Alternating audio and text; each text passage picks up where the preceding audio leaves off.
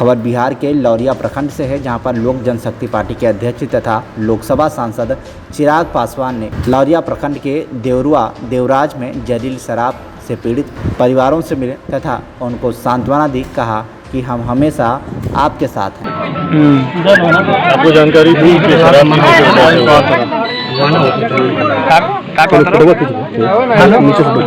तो वहीं TV1 India news से बातचीत करते हुए श्री पासवान ने कहा कि यह कांड शराबबंदी की पोल खोलता है। जिस जगह 16 मौत हुई, उनके परिजनों की मुखिया की मौत हुई, उनके जीवन यापन का जरिया खत्म हो गया। उस संबंध में सरकार की क्या जवाबदेही है, या जनता को सोचना होगा। शराब कांड से जिसकी आंखें चली गईं, उसे बेल लेना पड़ रहा है। उन्होंने बिहार सरकार पर निशाना साधते हुए कहा कि यह शासन प्रशासन की विफलता का ही परिणाम है, जिससे इतनी बड़ी घटना घटी।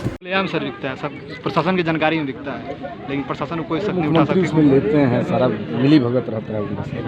अब सबको जानकारी है ना कि सबको जानकारी है, सब सारे प्रशासन के लोग जानते हैं, लेकिन कोई बोल नहीं सकता क्योंकि जिसकी सरकार वही भिजवाता है। मुखिया भी जानते हैं, सब बात थोड़ी है। मुखिया तो क्या, ऊपर से प्रशासन का आदेश है, प्रशासन उनको लेकर तो जाता है। जो सूबे के मुखिया पूरे प्रदेश का, वो जब उसमें हस्तक्षेप नहीं कर रहा है। जब मुख्यमंत्री को ही जब आंख मूंद कर वो बैठे हैं इन सारी बातों पर, तो बाकी सबको संरक्षण यही देते हैं। बस चकमाबाजी है कि शराबबंदी ऐसा कुछ है नहीं, नीति जो जीरो ग्राउंड पे ऐसा कुछ नहीं है, खुलेआम दिख रहा है। पहले कौन सा अभी ज़्यादा हो गया है, अभी ज़्यादा हो गया है, महंगा हो गया है। ये तो अपना भवन में भी सारा अभी यहीं पे देख लीजिए जो घटना हुआ है, क्या प्रशासन नहीं जानता होगा कि यहाँ पे इतना 13-14 लोग की जान गई है। जिस तरीके से लीपापोती इस पे कर रहा है, जी जी, लोग मुआवजा भी नहीं देगा ना, जब तक ये लोग ये करेगा नहीं, मानेगा नहीं, मुआवजा भी नहीं देगा किसी को। सबको बोल देगा बीमारी से मरो, इससे मरो, इससे मरो। तमाम तरह के झूठ बोलने की प्रेशर भी बना रहे हैं कि झूठ बोलना है। ऐसा बोलना नहीं है कि मतलब शराब से लोग मरे हैं। अपनी विफलता छुपा रहने का प्रयास है।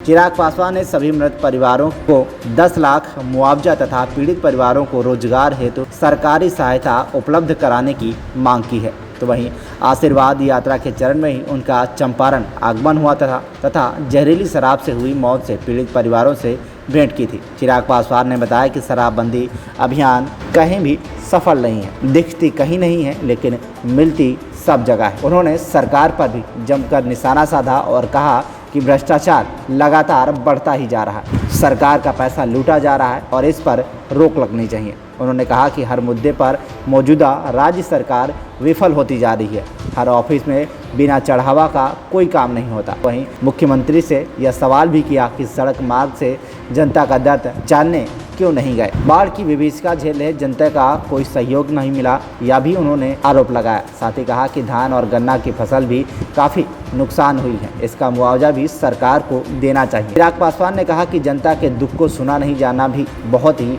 दुखद है। साथ ही कहा कि मौत जहरीली शराब पीने से हुई है, जिसकी जांच होनी चाहिए और कहा जो भी दोषी हो उन पर कार्रवाई होनी चाहिए। तो वहीं चिराग पासवान ने कहा कि उनके नेता स्वर्गीय रामविलास पासवान जी के कदम पर चलते हुए उनके सपनों को साकार करना है। मेरे आदर्श आदरणीय रामविलास पासवान जी के जयंती दिवस से हम लोगों ने आशीर्वाद यात्रा की हम लोगों ने शुरुआत की, और ये यात्रा बिहार के हर एक जिले से होती हुई बिहार के हर एक जिले से होती हुई ये यात्रा गुजरेगी। इस यात्रा का उद्देश्य जहाँ एक तरफ बिहार की जनता से आशीर्वाद लेना है, तो वहीं दूसरी तरफ हमारे नेता, हमारे आदर्श आदरणीय रामविलास पासवान जी के अंतिम सपने बिहार फर्स्ट, बिहारी फर्स्ट का जो संकल्प उन्होंने लिया था, उस संकल्प को पूरा करना इस यात्रा का मकसद है। पर इस यात्रा के दौरान जिस तरीके से एक दुखद घटना बेतिया से हम लोग को सुनने को मिली, जहाँ पर लगभग 16 लोगों की दुखद मृत्यु जहरीली शराब पीने से हुई, ये पुनः हम लोगों की उस बात को पुख्ता करता है जो आरोप निरंतर हम लोग नीतीश जी पर और उनकी सरकार पर हम लोग लगाते रहे। मुख्यमंत्री पर निरंतर हम लोग इस बात की हम लोग जानकारी देते। साथ साथ बिहार में गुटखा भी बंद है, इस पे आप क्या कहेंगे? पर जो भी चीज़ें बंद है वो बंद है क्या? आप लोगों से बेहतर कौन इसका जवाब देगा? चौथा स्तंभ है लोकतंत्र का, आप लोगों से बेहतर कौन? भाई किसी भी व्यक्ति से खड़े होकर पूछ लीजिए यहाँ पर, और हम तो चाहेंगे कि प्रेस वार्ता हमारे साथ नहीं, इनके साथ कीजिए प्रेस वार्ता। पूछिए, जिस गांव में हम गए हैं वहाँ पे बोल रहे हैं कि भैया 5 जगह ऐसी है जहाँ पे हर कोई जानता है गांव वाला कि कैसे खुलेआम शराब मिलती है। जो भी गैर कानूनी चीज़ है वो किस तरीके से खुलेआम उपलब्ध है। तो अगर इसमें शासन प्रशासन का संरक्षण नहीं है तो किसका संरक्षण है? और जब तक ऐसे लोगों पे कार्रवाई नहीं होगी, खुलेआम ये सब चीज़ें मिलती रहेंगी। क्या इस चीज़ को मानते हैं कि बिहार में भी गुटखा से कोई बड़ी वारदात होगी उसके बाद बिहार सरकार की नींद खुलेगी? बिहार सरकार की नींद किसी वारदात के बाद नहीं खुलने वाली है, ये आप लिख के ले लीजिए। मुख्यमंत्री ने आंखों पर पट्टी बांध रखी है। जो मुख्यमंत्री अपने कैटरैक्ट का ऑपरेशन कराने के लिए दिल्ली जाता हो और उसके बाद वो बोलते हैं कि बिहार में हमने विकास की गाथा लिखी है, विकास पुरुष अपने आप को कहलाते हैं। अगर इतना आपने बिहार में विकास कर दिया तो एक अस्पताल या एक डॉक्टर बिहार में ऐसा नहीं था कि आपके मोतियाबिंद का ऑपरेशन बिहार में कर सकता। 1000 किलोमीटर की यात्रा करके मुख्यमंत्री गए हैं दिल्ली में चार्टर फ्लाइट से आँख का ऑपरेशन कराने। तो मुख्यमंत्री नीतीश कुमार जी की आँख बड़ी से बड़ी घटना बिहार में हो जाए, कितनी और घटनाओं का इंतजार करेंगे भैया? ये पहली बार जहरीली शराब पीने से लोग मरे हैं क्या?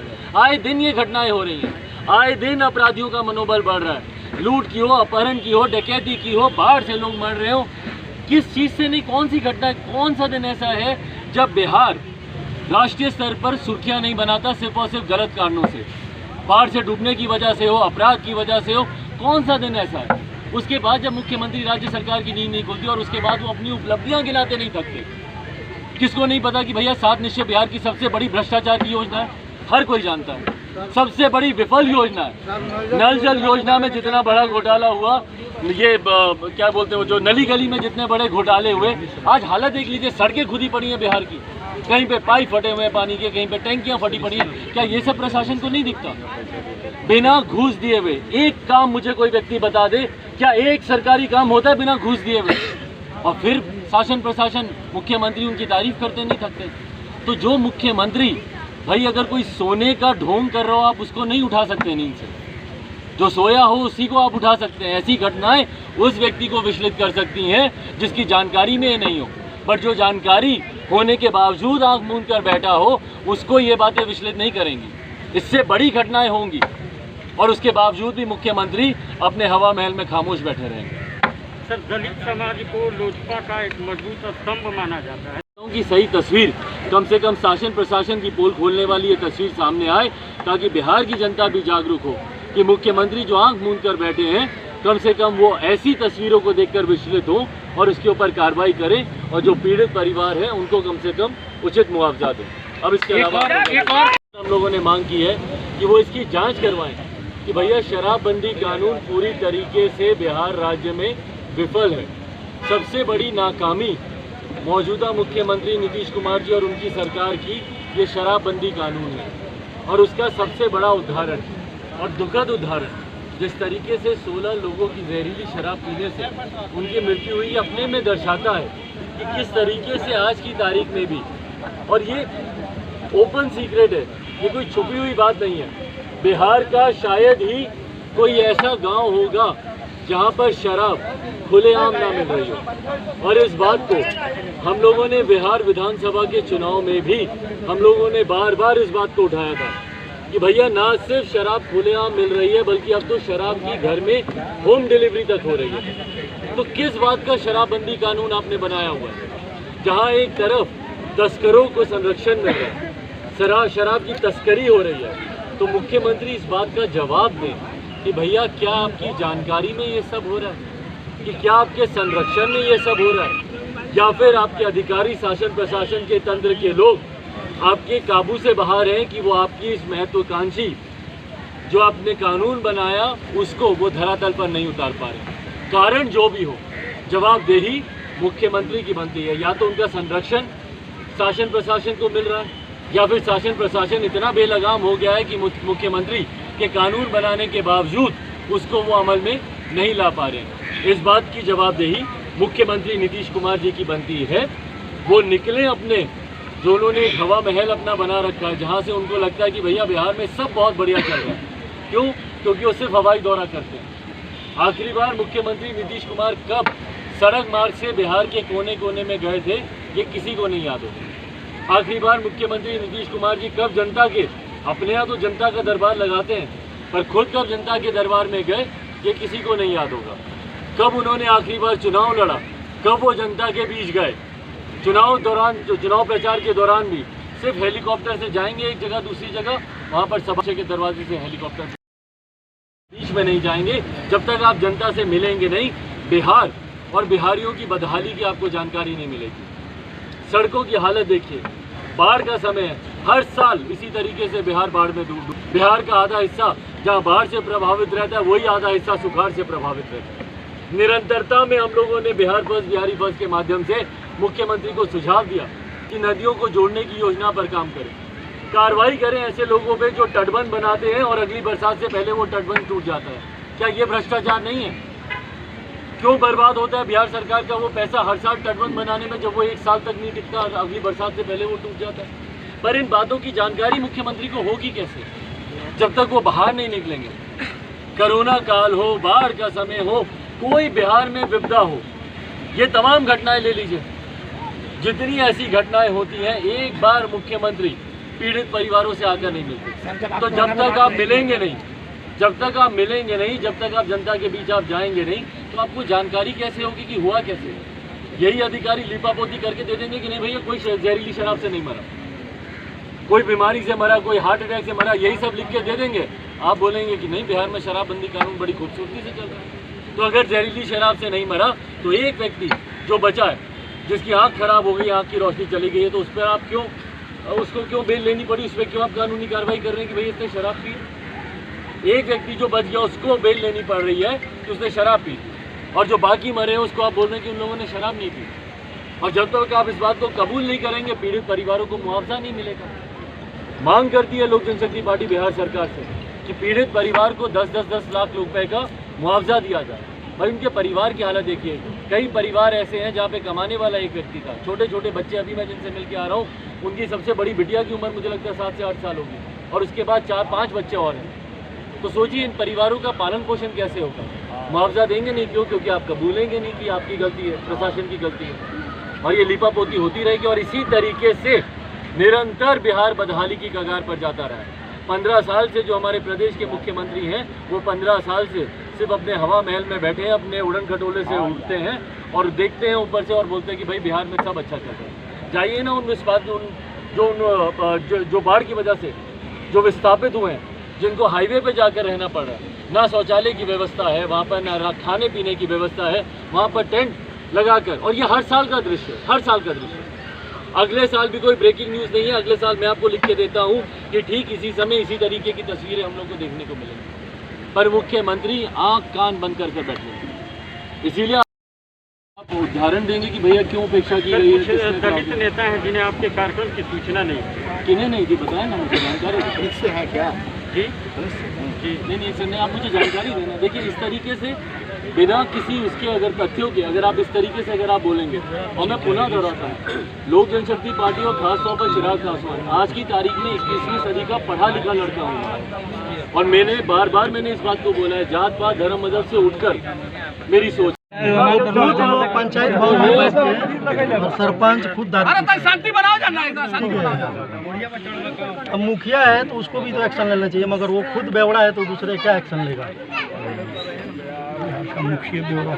नौशाद भाई इनकी अम्मी से मिलवा दीजिए, खुलेआम मिलती है जानकारी है सबको पता है। तो मीडिया इधर है वहाँ कम से कम लाखों करोड़ों की जुआ होती है। बेटी बहू का, हम लोग का, बहन का, चाहे माँ का, सबको आना जाना बंद होता है। गांजा और जुआ दर इधर भी चलता है, बगीचा इधर है, बगीचा पास में उधर भी। कौन कौन आपके परिवार में? 5 बहन और 3 भाई जी। सबसे थोड़ा ही माइक अपने अम्मी को बुला दीजिए। बड़े सबसे जी बड़े सर मोबाइल बहन हमारे तो 2 बड़ी है। अम्मी आएंगी? हाँ जी, क्या नाम है और नाम बताओ। बिहार के नीतीश कुमार चाहते हैं, मतलब दावा करते हैं कि पूरा शराब बंद हो गया है, बिहार में पूरी शराब बंद हो गया है, उसके बारे में कुछ कहना चाहते हैं? झूठ बोलते हैं मुख्यमंत्री नीतीश कुमार जी जब वो कहते हैं कि बिहार में शराबबंदी कानून लागू हुआ है। जी, मुझे लगता है ये उसका एक बहुत बड़ा और दुखद उदाहरण है, जिस तरीके से यहाँ पर 16 लोगों की दुखद मृत्यु हुई जहरीली शराब पीने से। ये अपने में दर्शाता है कि भैया अगर शराबबंदी कानून अगर लागू है पूरी तरीके से, तो ये जहरीली शराब कहाँ से आ रही है, शराब ही कहाँ से आ रही है। और देखिए ये बात हकीकत है, मुख्यमंत्री लाख अपना आँख कान मुंह बंद कर बैठे रहे। हकीकत है कि बिहार के हर एक गाँव में खुलेआम सरेआम शराब बिक रही है। और ना सिर्फ बिक रही है बल्कि उसकी आज की तारीख में तो होम डिलीवरी भी हो रही है, घर पर शराब मिल रही है। बिल्कुल सत्य। और जब इस विषय को जब हम लोग उठाते हैं तो मैं चाहता हूँ कि मुझसे ज़्यादा यहाँ की जनता से आप पूछें कि वो इस पर क्या अपनी राय रखते हैं। जब इस विषय को हम लोग उठाते हैं तो मुख्यमंत्री बोलते हैं कि भैया हम लोग विपक्ष की आवाज़ को बुलंद कर रहे हैं, हम लोग झूठे आरोप उनके ऊपर लगा रहे हैं। पर मुख्यमंत्री कभी सड़क से आखिरी बार वो कब निकले थे मुझे पता नहीं, पर कभी सड़क के मार्ग से आएंगे तो बिहार की और बिहारियों की बदहालत को, उनकी ऐसी बदतर स्थिति को शायद वो सुन पाएंगे तो समझ पाएंगे। नीतीश कुमार बोल रहे हैं कि पूरे बिहार में हम शराब मुक्त अभियान चला रहे हैं, पूरे बिहार में शराब हम बंद कर दिए हैं, मुक्त कर दिए हैं। कभी अपने मुख्यमंत्री निवास से बाहर निकलें तो उनको पता चलेगा कि बिहार के असली हालात क्या हैं। वो जिस एक हवाई महल में जिसमें वो रह रहे हैं, उनको हकीकत ही नहीं पता है कि बिहार की जनता किस बदहाली में जी रही है, उनके कानूनों की कैसे धज्जियाँ उनके ही शासन प्रशासन के लोग उड़ा रहे हैं, या शायद अगर उनको जानकारी है तो उन्हीं के संरक्षण के तहत ये सारी चीज़ें हो रही होंगी। जी थैंक यू। मेरे संज्ञान में आ रही है, मैं वहाँ पर भी जा रहा हूँ। पर हाँ, साथ में ये यात्रा मैंने कहा मेरे नेता के जयंती दिवस से हम लोगों ने इसकी शुरुआत की थी और इसका मकसद उन्हीं के अंतिम सपने को पूरा करना, बिहार फर्स्ट बिहारी फर्स्ट जो संकल्प उन्होंने दिया था उसका सरकार की तरफ से डाटा दिया गया है कि ऑक्सीजन से की मौत नहीं हुई है, कितनी सच्चाई है? ये सच्चाई तो भैया सरकार राज्य सरकारें ही बताएंगी, क्योंकि राज्य सरकारों का आंकड़ा केंद्र सरकार के पास जाता है। तो ये राज्य सरकारें बताएं कि आपने क्या जानकारी उनको दी है, क्योंकि कई ऐसी राज्य सरकार हैं, दिल्ली हो बिहार की हो, मैं खुद भुगतभोगी हूँ। मेरे पास आधी रात में ऐसे हॉन्टिंग फ़ोन कॉल्स आए हैं जो आज तक मेरे कान में गूंजते हैं, जहाँ पर बच्चे बूढ़े इस बात की मुझसे आग्रह करते हैं कि भैया मेरा परिजन वहाँ पर अस्पताल में एडमिट है और ऑक्सीजन डॉक्टर बोल रहे हैं कि आधे घंटे में खत्म हो रही है। कितने डॉक्टर्स हैं जो कि नेशनल चैनल पर टीवी के सामने आकर उन्होंने बोला है, अस्पतालों में इस बात की घोषणा की है कि हमारे पास ऑक्सीजन की कमी और ऑक्सीजन खत्म होने वाली है। उसके बाद अगर ये जानकारी अगर सदन के पटल पर दी गई है तो मुझे लगता है इस पर ज़रूर जांच होनी चाहिए और उन राज्य सरकारों से ये जानकारी, मुख्यमंत्री नीतीश कुमार बिहार की जानकारी दे केंद्र सरकार को। अगर वो बोलते हैं कि बिना ऑक्सीजन के यहाँ पर अगर किसी की मौत नहीं हुई तो उसकी जांच करवानी चाहिए। फिर पाँच आदमी सर जदयू से शामिल हुआ है, उसके बाद आप क्या करें? आपकी पार्टी में शामिल हुआ है क्या? अभी तो शुरुआत है, जदयू से ही नहीं, अभी कई और ऐसे राजनीतिक दल हैं जिससे कई मजबूत लोक जनशक्ति पार्टी में शामिल होंगे और आने वाले समय में आप देखेंगे लोक जनशक्ति पार्टी बिहार की एक सबसे बड़ी ताकत के तौर पर उभर आएगी, जो कि 12 करोड़ बिहारियों के बेहतर जिंदगी की बात करेगी। सर आज आप गए वहीं इस अवसर पर प्रदेश अध्यक्ष राजू तिवारी, संजय पासवान, ई नौशाद आलम, पूर्व विधायक हुलास पांडे, संजय सिंह, विनोद सिंह आदि कई लोग उपस्थित रहे। लौरिया प्रखंड से राजू कुमार की रिपोर्ट, TV1 इंडिया न्यूज।